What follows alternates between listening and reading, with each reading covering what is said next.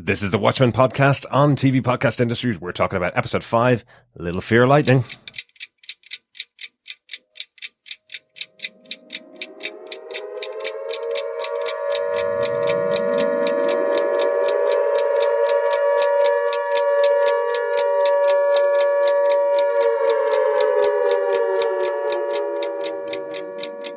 Hello, neighbors. Are you ready for the truth?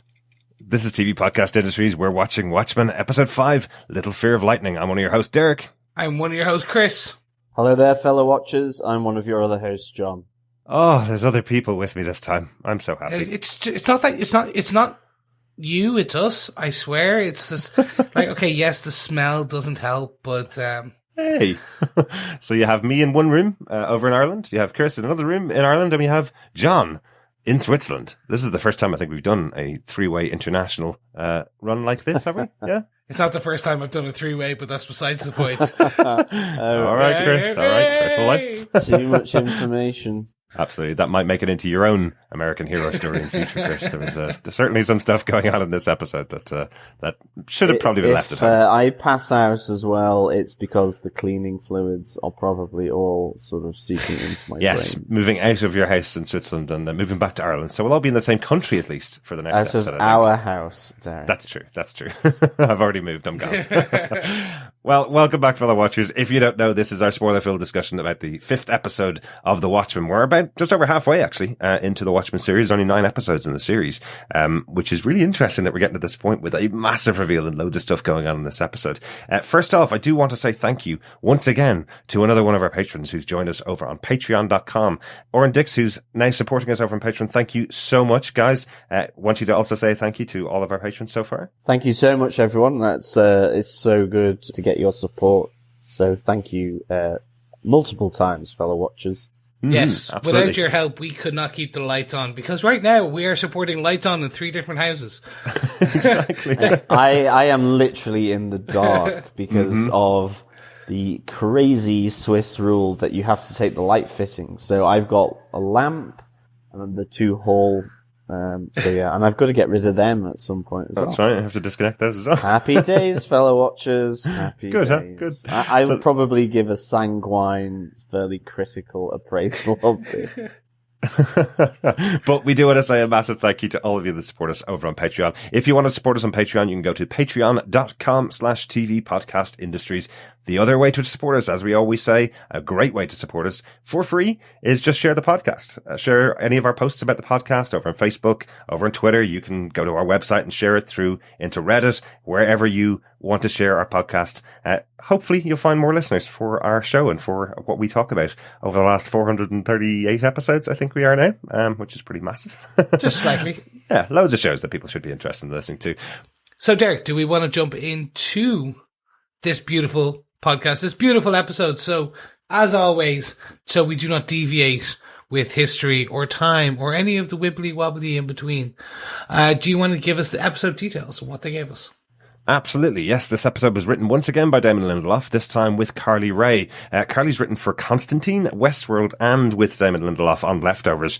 And interestingly, she's also rumoured to be working on one of the Game of Thrones spin-offs for HBO. There's been one confirmed, one cancelled, and another one in the works.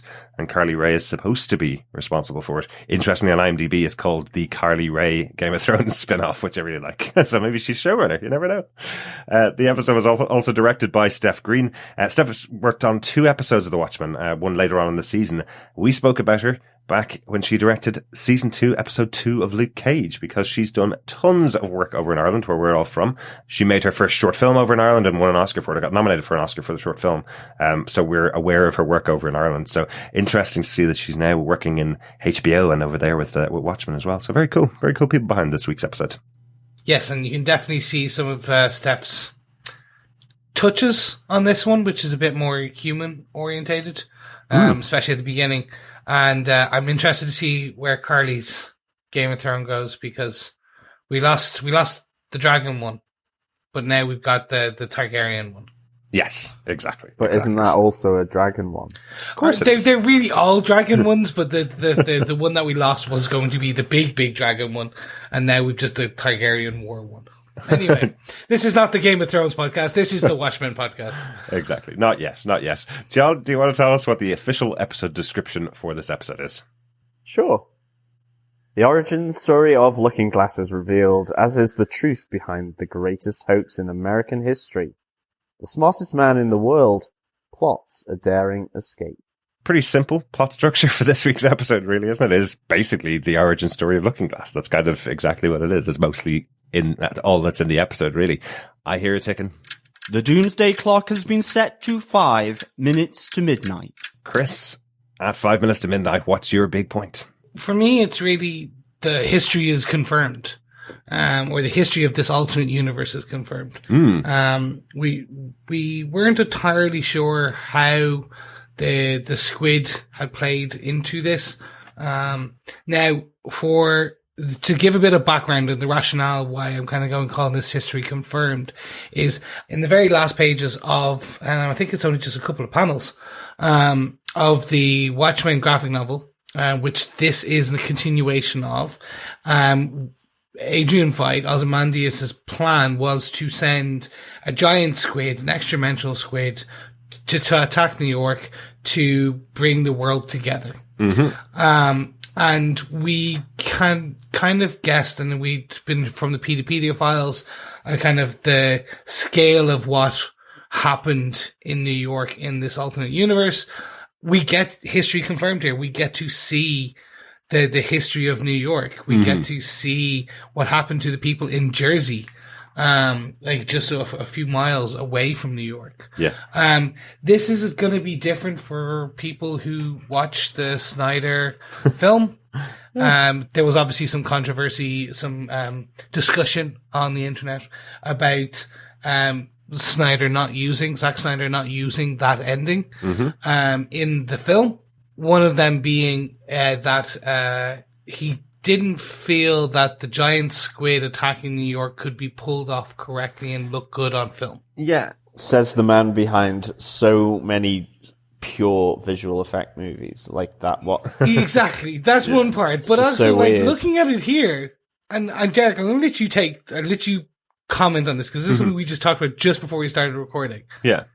It looks awesome. I think it looks cool as hell, because the reveal as it goes back, if you've only seen the movie, and a lot of people only caught up by watching the movie and then jumped into this series, because the movie's only 2 hours commitment, reading the book is significantly more. How they stage the scene where we have Wade standing just with his grabbed clothes, everything destroyed around him, blood coming out of people's ears, and just keeps panning further and further back to the city of New York. And awesome Frank Sinatra's New York playing as the reveal of this massive squid sitting in the center of the city, almost perfectly represented from the comic book. Almost looks exactly like you saw it in the comic book. I think it looks cool. And I remember back when the movie was released, Zack Snyder saying, I'm actually not going to do the squid. I don't think he can pull it off. And everybody kind of going, yeah, he's probably right. Yeah, he's a pretty big director. He'd know if you could pull this off or not. And he's decided not. He's probably right. They'd never be able to make that work. So fair dues on a TV budget. I know HBO have a lot of money. I know they put a lot into this show, but I think they've done a great job representing this massive moment from the comic book that will freak a couple of people out who watch the movie and are going, what's that again? say what? Say squid? Say what? Squid rings, anyone? No, the good side of this is if anyone wants calamari in New York, it's cheap as chips. It falls from the sky now as well. Exactly. Well, yeah. Extra-dimensional squid sky. Yeah. That didn't go down very well though in the advert for bringing people back to New York. The way we like our squid now is with a little butter and a little lemon. That didn't go down very well. But I have to say the whole staging of it as a scene I think is brilliant. If you remember the comic books, the first moment when we see Wade arriving, he's talking to the gang that was present right throughout the comic books. The Top Knots they're called.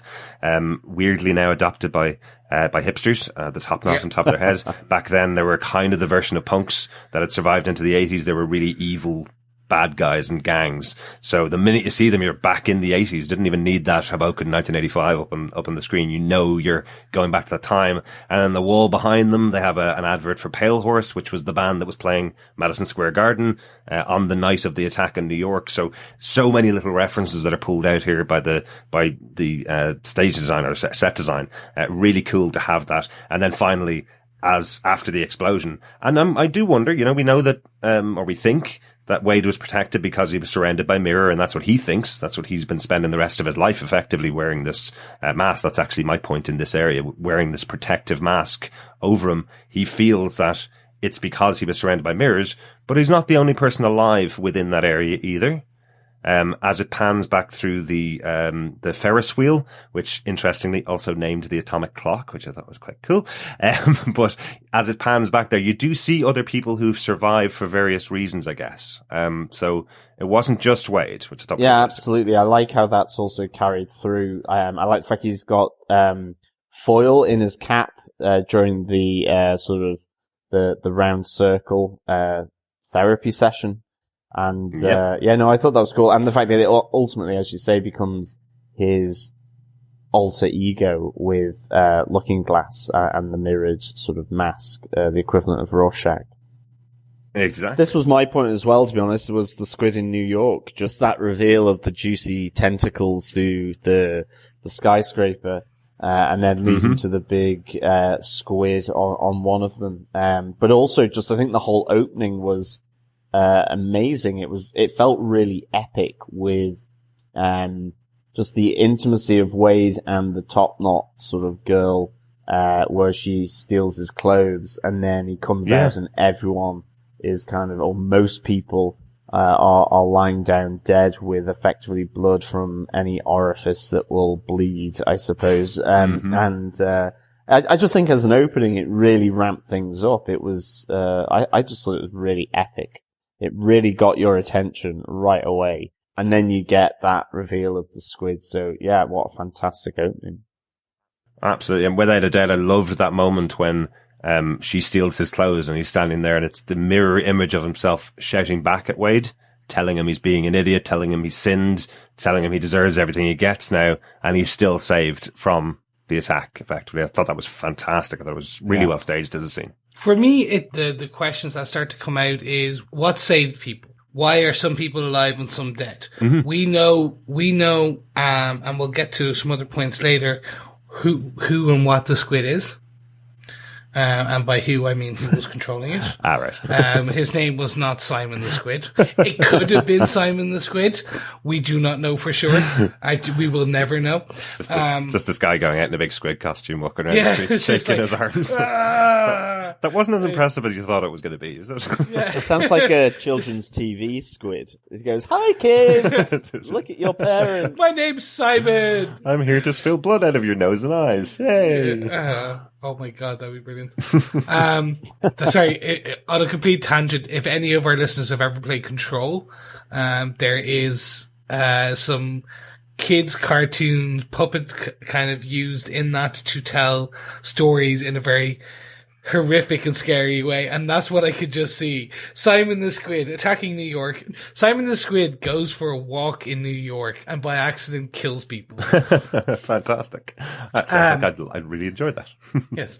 But anyway, so where I was getting with that point was it'd be interesting to see how the selection was made. Like, what is that, the AB factor, of people surviving versus not surviving? Was it being having some form of reflection away from the psionic waves?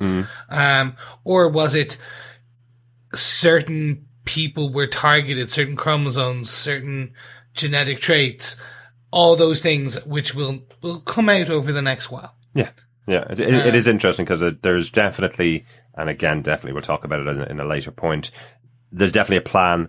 And I think there's a known reaction that's there, but we're left as the audience watching this scene going, but why is that guy over there standing beside 20 people in the wide open? How is he alive? Or how is that woman alive? So, really, really interesting.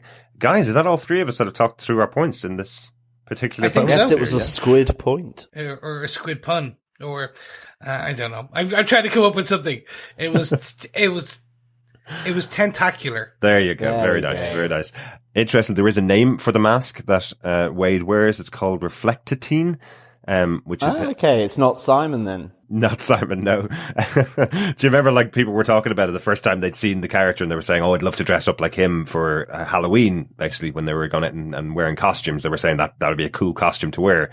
But this particular product doesn't exist in the real world. It's effectively a breathable mirror is what he's wearing. So, so you hear that he's getting it from the same place that he's getting the alarm. That's possibly could be warning of squid attacks, for Wade. So, so interestingly, these are items that are on sale to the public to protect them from something that actually may not have happened. So it does sound like unobtainium. Reflected. Weirdly, unobtainium is a true metal, I found out recently. Yeah, because James Cameron makes real things. Everyone just likes slagging it. Exactly. He chose something real, yes. True. I will die on the cross for Avatar 2, 3, 4, 5. I will withhold judgment. Okay, good.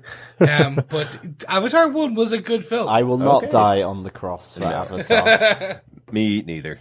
Sorry, Chris, you're on your own. Give me Pocahontas by Disney any day. I'm more of a Fern Gully kind of person, to be honest. Oh, hey, hate you guys. But hark, is that what I hear in the distance? A tick-tock? No, it's a squid called Simon. Oh, okay, right. He's just actually, that's his pocket watch. No, he's frying on the barbecue. Nice. Nice. The doomsday clock has been set to 4 minutes to midnight. At 4 minutes to midnight, it's our medium-sized point for the episode. Something not as big as the main point of the episode, I suppose. I'm going to kick this one off with the support group because over the course of our 400 episode, we've actually seen quite a lot of support groups in various TV shows. Strangely, yes. Yeah, it does happen quite a lot, but I like that Wade is leading the support group. It's very like an Alcoholics Anonymous. Everybody comes in and shares their experiences and they try and... It's a squid social. It's the squid social, yes, something that kind of way, yeah. But it's interesting that we have Wade leading it and saying, follow me and you'll get enlightenment. You'll be able to get out of the horrible situation that you're in. Yet we know, because we saw it earlier on, that inside his hat, he's still wearing his tinfoil hat, basically protecting him from something that doesn't exist. He's still as absolutely terrified as everybody else that survived the situation in New York. Yet he's telling all the other members of the support group, I'll teach you how to not be fearful, which is interesting. Yeah. It's really interesting to see the son of one of the survivors of the squid incident, the interdimensional event, the IDE, which they've referred to in the Pedopedia, which is the forums that we share on our group every now and again. But it's interesting to see his whole bit of how his mother was the victim and how she survived, but she passed on her PTSD to him. So. Yeah, okay, because this is the one I'm like, huh? So what he says in the group is, I read this article, and the article says there's this thing called genetic trauma where you inherit the pain of your parents. Now, I was born 10 years after the incident, but I feel the pain of my mother. And that really strikes me as this whole concept of, I read an article and now I have the condition, is what it sounds like to me. So I'm now joining your support group for people that actually experienced it, and telling you that my feelings of second-hand experiencing of it are just as bad as your feelings of actually experiencing it.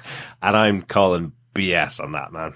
But no, I don't agree with that, because that's the same as people who claimed in the Tulsa incident who were the next generation and weren't involved in it. It's exactly the same. Okay. All right. Thanks, John. So for me, this was Lindelof putting off a bit of am I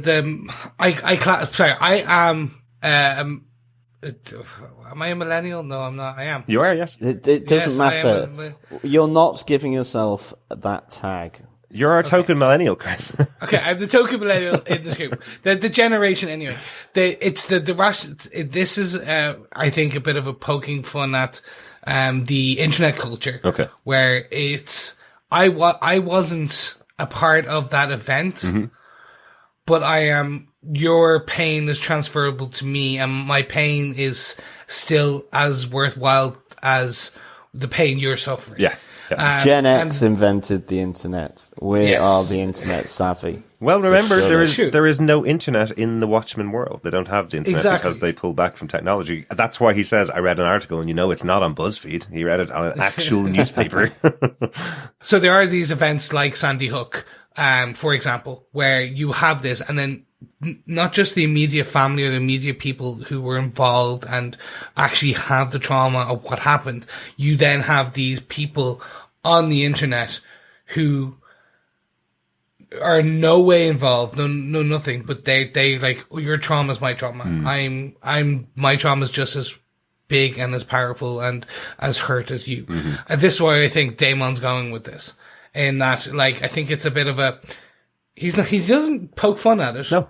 He's just saying, it's like, no, their pain sometimes can be, but it's not actually as real as the guy who was there naked in the middle of Jersey when the squid hit.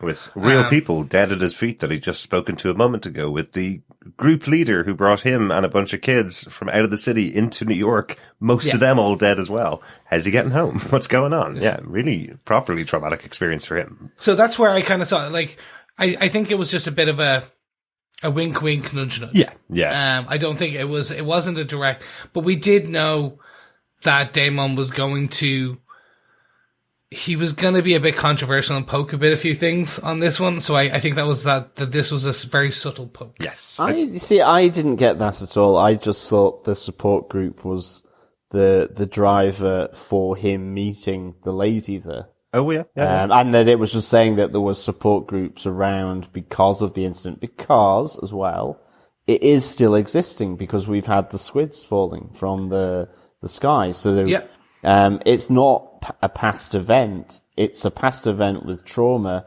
with the threat of it happening again. And it does on a little small scale, full deep fried calamari all at once.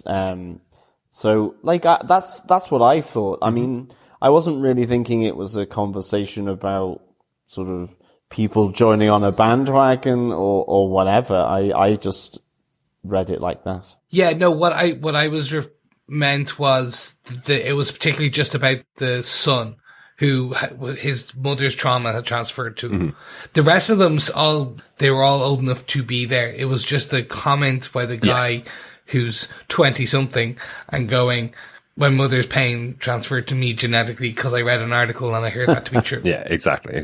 And remember, we've talked about it more actually on our feedback episodes, that what we've said is with Damon Lindelof and the writers, the whole writers' room, what they're kind of doing really is poking fun at everybody. They're certainly not targeting millennials. They're certainly not targeting any other generation. They're not targeting anybody who's on the right or the left. They're targeting everybody who's on every side. And if you feel offended by what happened because that kid might represent your group, he's also poking fun at somebody else in a couple of minutes who we're actually going to talk about next. He's poking fun at some left-wing people and some right-wing people and how they plan to take care of the world and how they continued Weit's plan, I suppose. So he's certainly not saying exactly what side he belongs on. He's kind of poking fun at everybody as he goes, which I really do like. One final thing I loved about the support group. Did you notice when the lady walks into the room, how she's introduced to the group, or how she's asked, does she know where she is? She's asked, is she a friend of Nemo? So that she's there for the squid support group is she's a friend of Nemo. So we're all friends of Nemo, right? Simon. His real friends call him Simon. Nice. Okay? Finding Simon. Chris, do you want to take us off with your next point on this one? Yeah, so this is kind of another confirmation from me, which was specifically about Senator Keane. Yes. When the attack happened at the graveyard, and we got some, let's say we all had a few hinky vibes about it. As they'd say in Scooby-Doo, yes. Exactly. Jinkies. I think he's going to be revealed as a bad guy. And that's what we do get in this. We get the introduction of, when Wade is brought to the 7th Cavalry. He's brought in front of their leader, and essentially their leader is, the 7th Cavalry's leader in that particular group, because we don't know if he's their Grand Master, but he's their leader. It's revealed to be Senator Keane. Yes, absolutely. Now, remember, we do know that the 7th Cavalry is the representative group in Tulsa, certainly. Yes. I'm not sure how national they are, but he's definitely the leader of the Tulsa side. Yes. I sometimes get a little bit confused with the Leftovers, who had an organization, a group that was in the local area, and there was multiple groups across the country all called different things, effectively. And I'm not sure if that's the same in this story in The Watchmen, whether there's 7th Cavalry all across the country or whether there's other different groups. But it's possible 7th Cavalry is nationwide.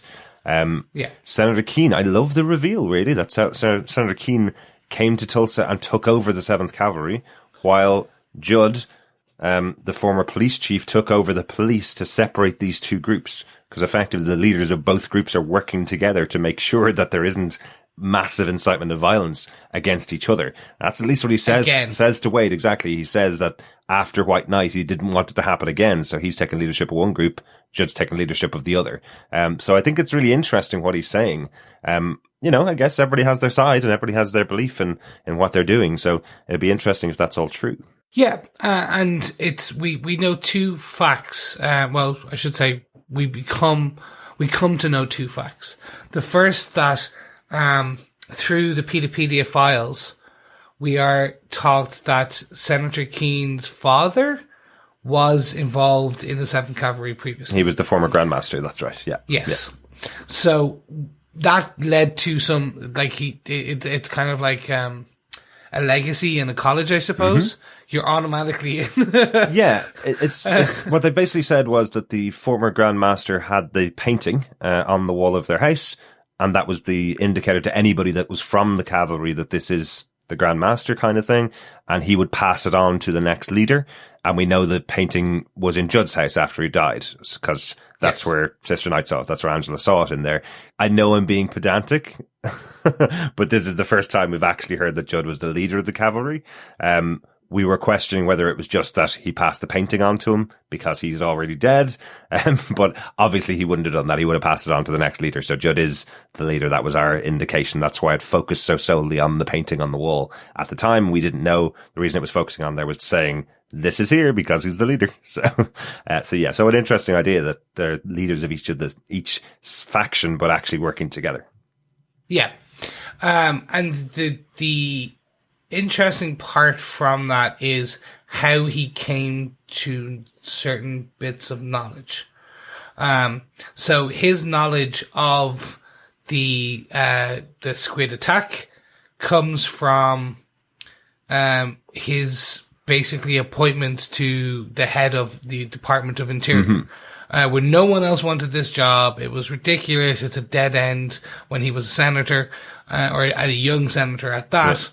Yes. He was appointed in there, and it came that he started basically finding files and videos and things like that.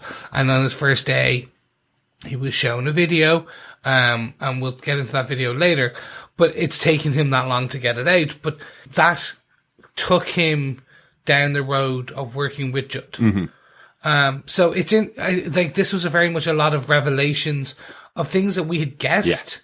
But it's cementing these in now. Or we could say they're giving us answers in this episode to all the questions that they've been building up for the first 5 episodes, right? Sure. There you go. Sure. So that's good. Exactly. I knew this was going to be an episode where we get answers. I'm delighted with some of the answers we're getting as well, because it means we're kind of on the right track. You kind of want to know that as you're halfway through a season.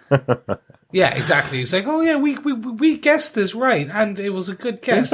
Exactly. John, we're in the medium point. I know that you've got some points about Senator Keene as well. Do you want to jump in with your point? Yeah, mine's it started with a cabbage and it kind of in the back of a truck, and it kind of ends where effectively we have Looking Glass being entrapped. It is that reveal of Senator Keene a bit that he is behind the 7th Cavalry.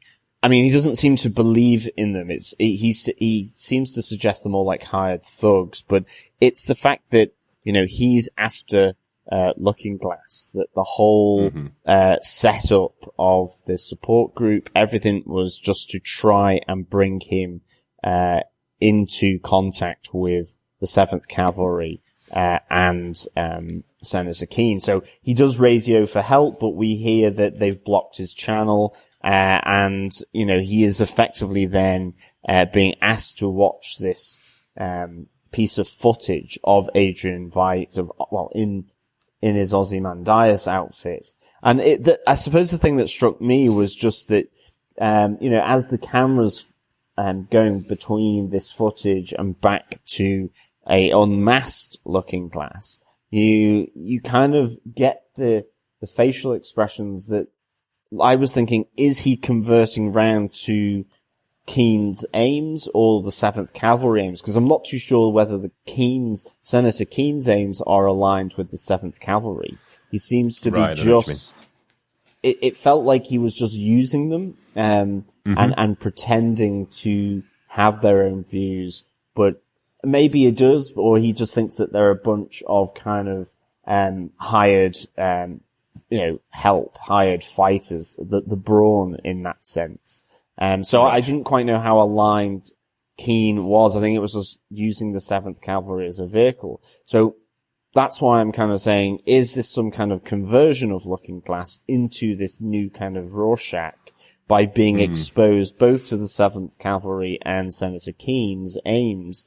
Or, is he converting to the 7th Cavalry, being that person that, ultimately writes a journal, because this episode is like a journal of his life anyway. So I thought that was really interesting that he too, he's technology adverse, so that he too kind of writes down everything, and that he becomes this new Rorschach in a sense. But whether it's a conversion that ultimately, the hoax changes him to be suspicious of absolutely everything. And I just thought it was really well played here. And I really enjoyed the setup of it all.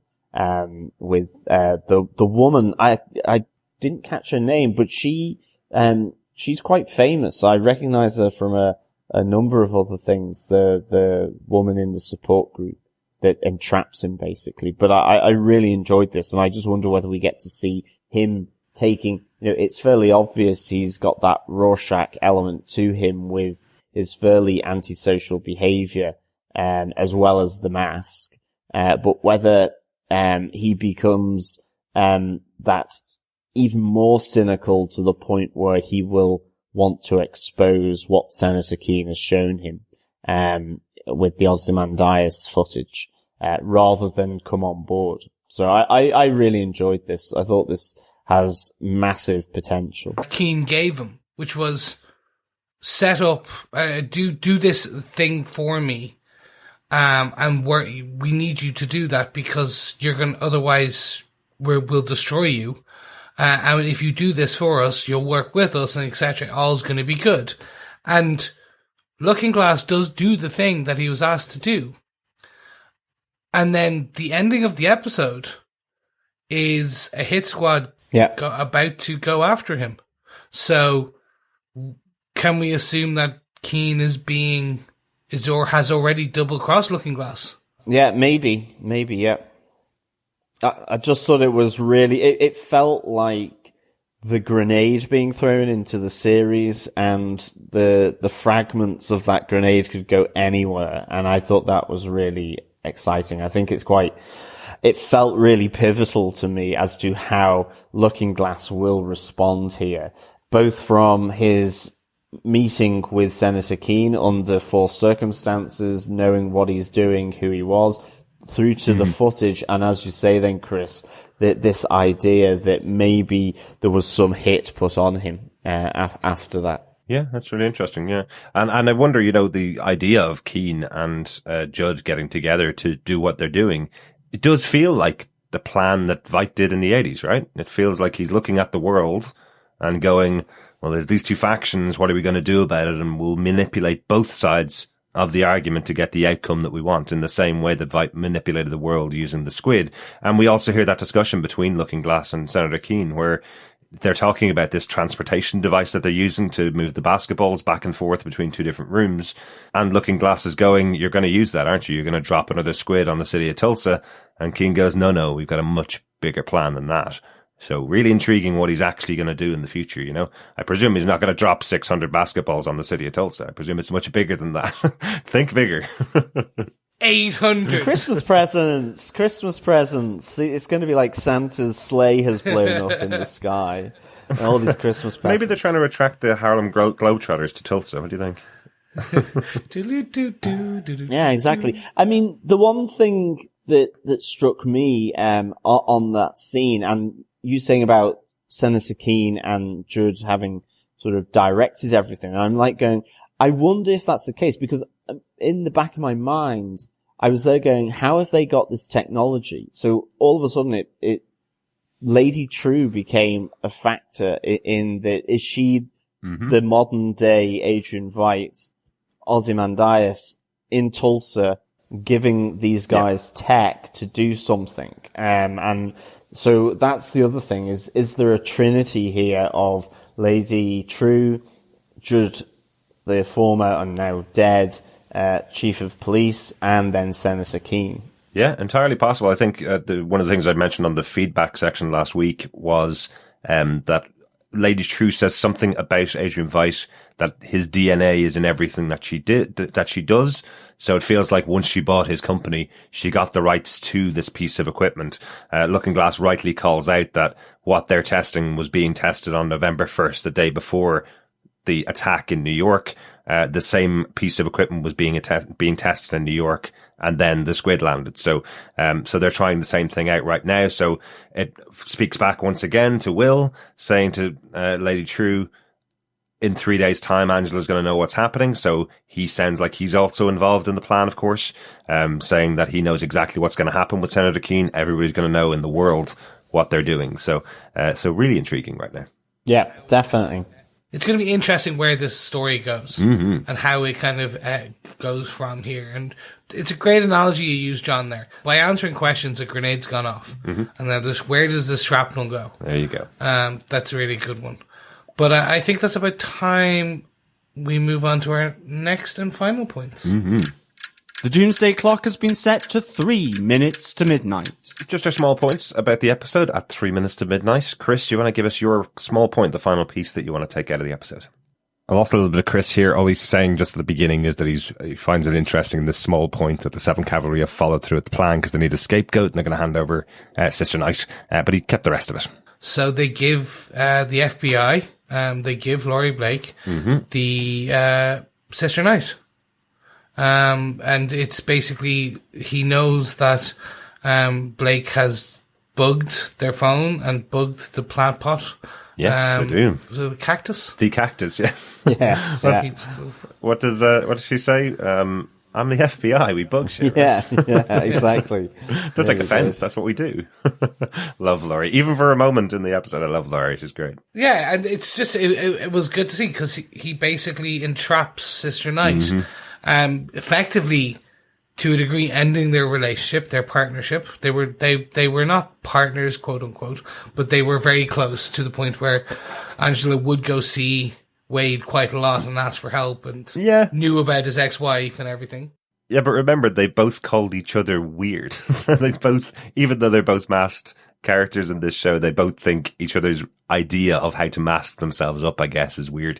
Interestingly, just want to underline it here because as it pops back into my head, remember Laurie was trying to work out why Sister Night had chosen nuns as her outfit, because clearly she has to have chosen something in her past that is the reason why she put on the mask. Interestingly, the next episode, Looking Glass, we find out the reason why he's got the mask on is because mirrors protected him back in 1985. So Laurie was right.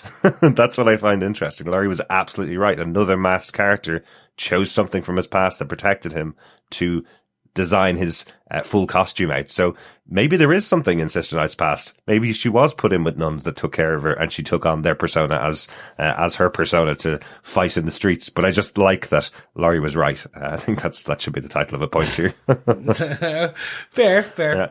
I'm just interested to see where it goes. Yeah. Now that Blake has essentially got Sister Night in handcuffs for lying, evading the FBI, interfering with an investigation, serious charges, and especially since she's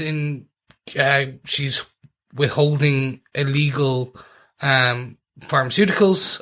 In this case, the pills, the Will's pills, that she gave to Wade, and Wade got analyzed by his ex-wife, who is a dog cloner or a pet cloner, a medical cloner, who likes to incinerate defective puppies quite quickly. Whoa. But anyway, we find out that those pills are pill memories in the form of a pill. Right. Yeah. And that's illegal tech. But so she was basically, Angela was in control of them, or was withholding them. Right. And then she's not, because she swallows them all at the end of this episode. So now she'll remember everything that happened in the world ever. Yeah, exactly. But it's interesting to see what will happen from all this, because she has gone against, and she is now considered a potential, like more than a potential suspect for the death of Judd. Exactly. I have to say, though, since you pointed it out, that lab where Wade's ex works was fantastic. I love that as you go through, you're seeing loads of sets of twins dealing with the cloning, and you're kind of going, are they all clones, or are some of them twins or not? I'm not really too sure. I just thought it was a lovely touch, because it just seems like a really out there place where she is. And again, a massive piece of technology that we don't even have in our world now, but it's in their world, even though they're under loads of other technology. So interesting. True, but also remember, we have just also been introduced to other clones. A lot of them, yes. A lot of other clones in a faraway space. On a galaxy far, well, actually pretty close, we assume. We could say. Away. Which actually perfectly leads on to a character that John can talk about. Yes. John, do you want to give us your point? Yeah, so my point is with that reveal of Adrian Veidt within the footage, and it just simply that, you know, knowing that we've had the Redfordians against the Nixonites and so on, within this world, that actually Robert Redford, the president-elect, has been put there by Adrian Veidt, that he has pulled the strings, cloned the right people, got the PR, all this kind of thing to squirm Robert Redford to the presidency.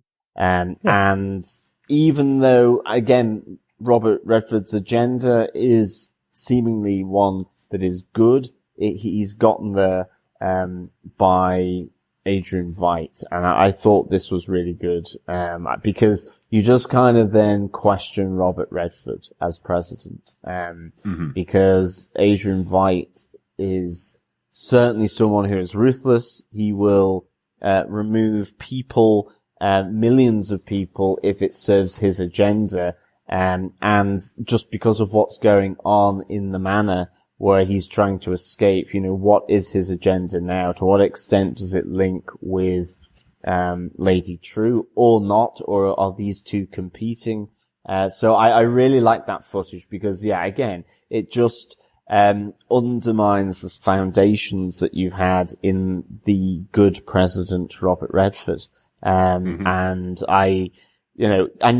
because you know as well that Angela Abar is a Redfordian, you know that she's aligned with him, and it's like, to what extent then is Robert Redford doing stuff that is in support of Veidt's agenda, his new agenda?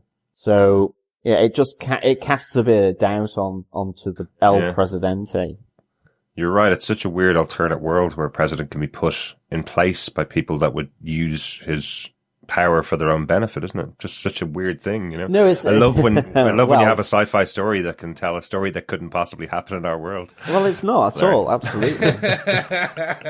Facebook and Google put the president there now. We are going into Blade Runner territory, where corporations take over the world. One other thing I absolutely love about the video, and you gotta like this, John, it made me think that Adrian Veidt is kind of like the Doctor Strange, the MCU's Doctor Strange of this universe. Like, he's seen every single possibility that could happen in the world and has planned for them. Because I love this moment where he's sitting there and, you know, he's going, congratulations to Redford for becoming president in 1992. And he's going, I'm recording this video on the 1st of November, 1985. Do you know how I know you're president? Because I made you there. I know I've made all of the moves for the next 7 years to get you to become the president. I love it.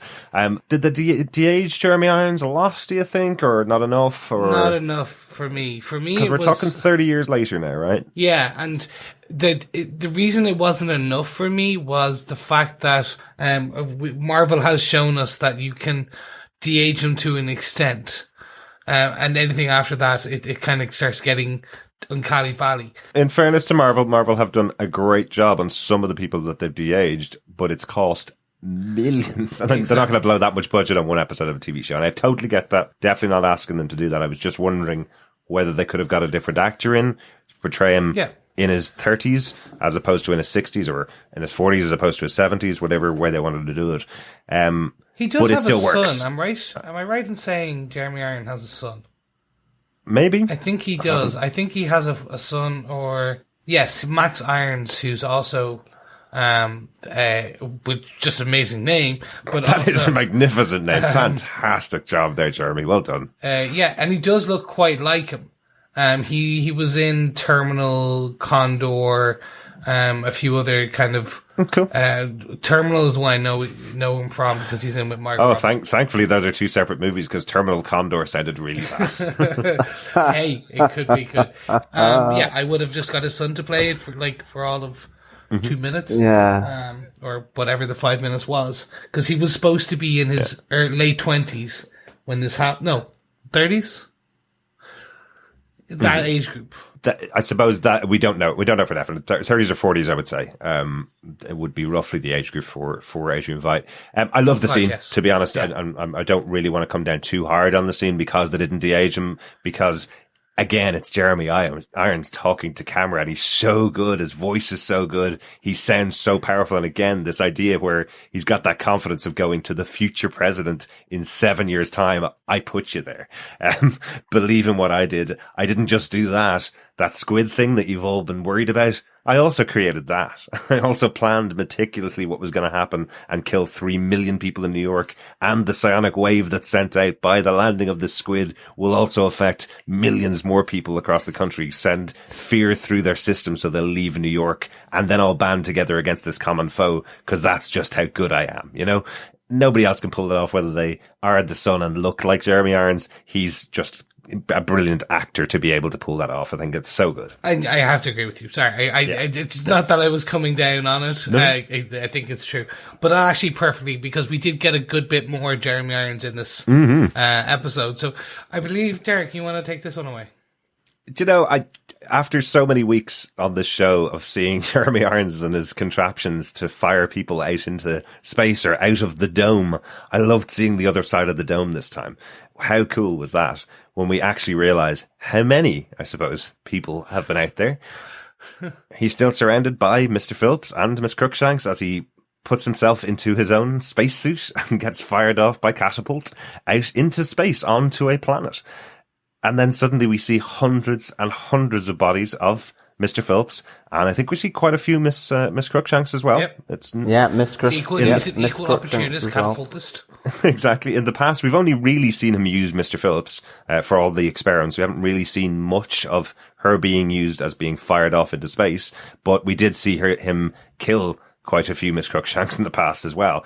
But I suppose one final horrible moment for these bodies that have been sent off and die in the vastness of this planet is that he then uses multiples of their bodies to spell out "save me" on the planet's surface and is about to get saved. The satellite flies overhead and sees this spelled out "save me" as he's dragged back in by the gamekeeper. Another Mr. Phillips drags him back inside that dome again and kicks seven shades out of him, saying our God has left us. So is this all of the clones turning on Veidt? Will Veidt survive? Because at the end of the episode, he seems to be pretty bruised, battered, and bloody, with another kick to the face looming. So, are they saying that this is Veidt gone? They no longer have to respect him. They no longer have to follow his orders. Have the lunatics taken over the asylum? I guess is the question at the end of the episode. And that's kind of where I was going. That maybe in all the years, this may be self-imposed exile. And now at a certain point, not self-imposed, but he agreed to it. It was just like, you're either going to die or we're going to exile you. Go to exile. You'll have a steady supply of servants. But here's the rules you must follow. Yeah. And now, it wasn't a full-on prison. It was more just exile. Again, I've used that word a lot, but that type of... Like Napoleon. Absolutely, like and Napoleon is one of his heroes, yes, basically as well. So we know that from the comics that Napoleon was one of his heroes.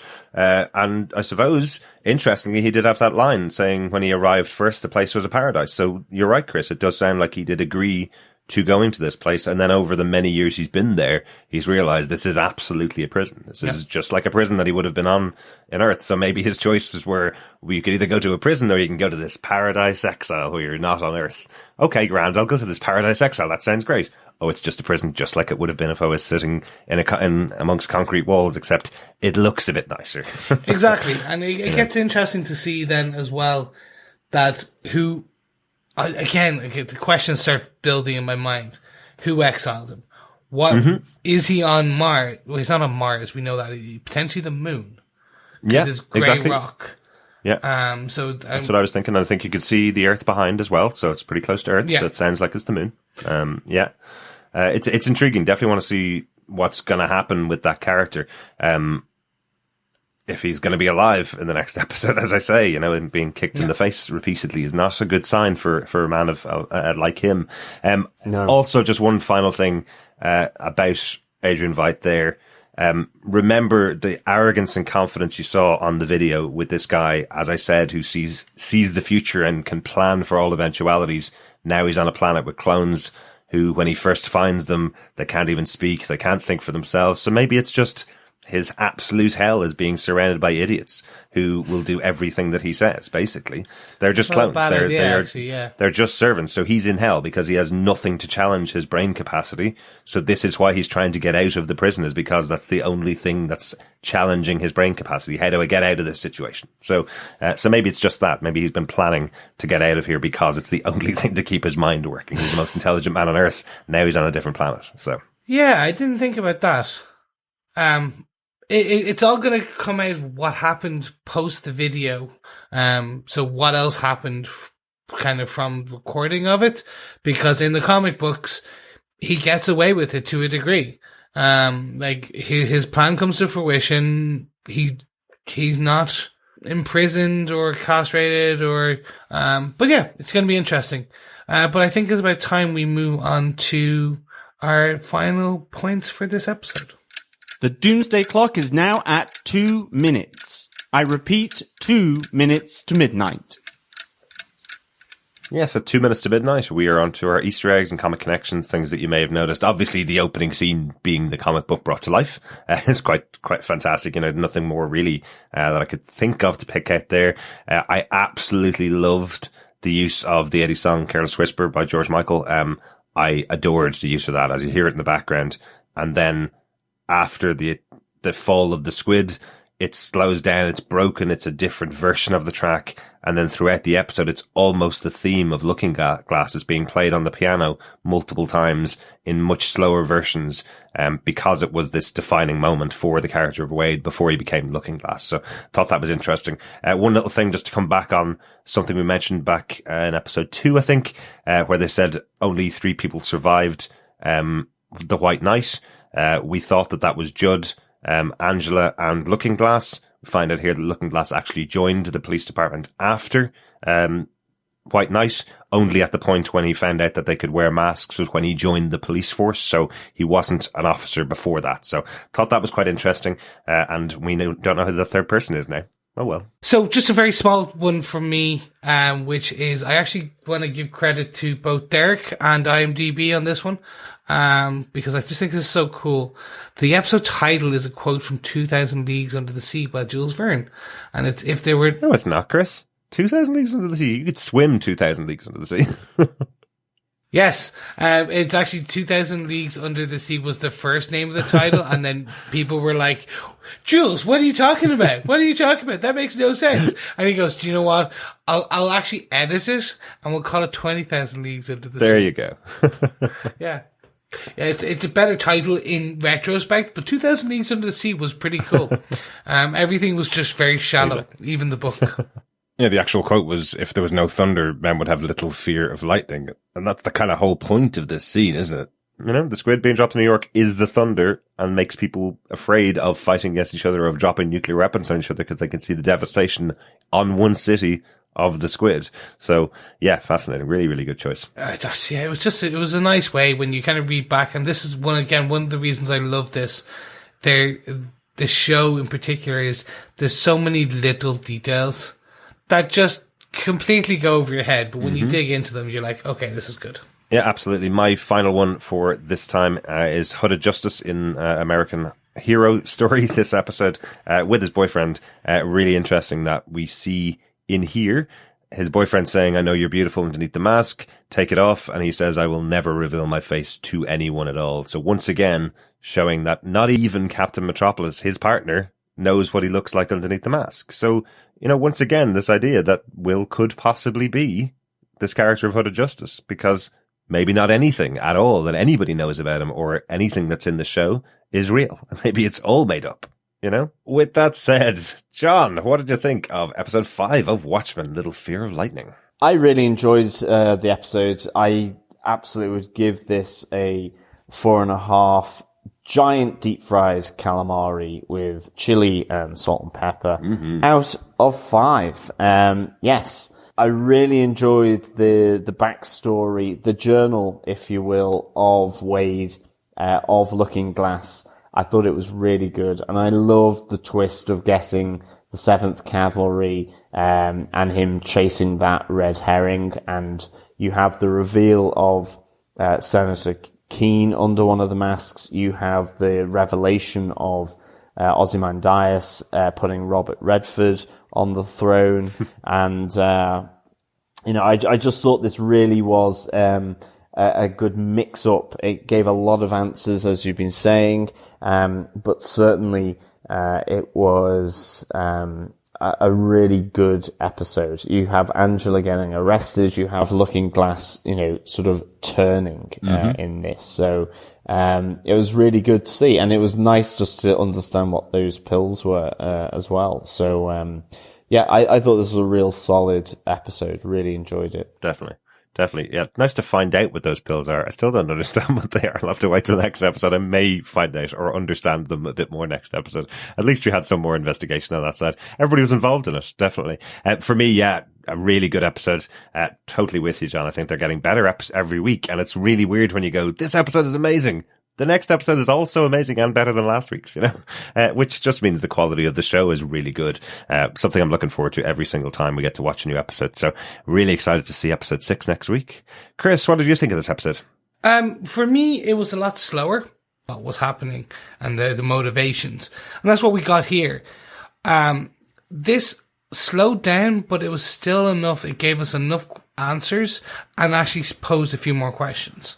Not many questions in comparison to the last 4, but just enough to make you go, oh, okay, hold on.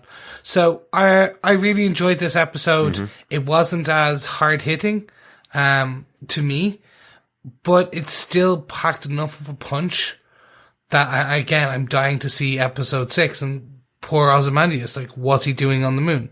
We probably won't find that out to episode 9, but you know what I mean. Yes, really looking forward to seeing more of what's happening to Mr. Veidt up there with his now attacking clones saying their god is gone. That's really fascinating. That's it for our episode of the Watchmen podcast on TV Podcast Industries. Look out for our feedback podcast, the Bulletin of Our Atomic Watchers. We normally get those out before the next episode airs. We should have that out later on this week. Send in your thoughts to feedback@tvpodcastindustries.com or join us on our Facebook group at facebook.com/groups/TV Podcast Industries. I'll have a spoiler post up there every week for the episodes. Just go in there and share your thoughts. Yes, thank you so much for joining us. We hope you stay subscribed to the podcast, and if you enjoy what you hear, why not share it with your friends, because sharing the podcast is sharing the love. And sure, if you're already sharing it, why not just jump in and give us an L review as well. 5 stars is best stars.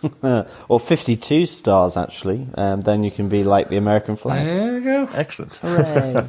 And of course, if you want to support us, you can go over to patreon.com/TV Podcast Industries and throw us a couple of bucks, keep the lights on and keep the podcast going. We'll be back on Monday, the 18th of November with Watchmen episode 6, This Extraordinary Being. John, do you want to give us the official synopsis for that episode? Sure. Deep under the influence of nostalgia, Angela gets a first-hand account of her grandfather's journey.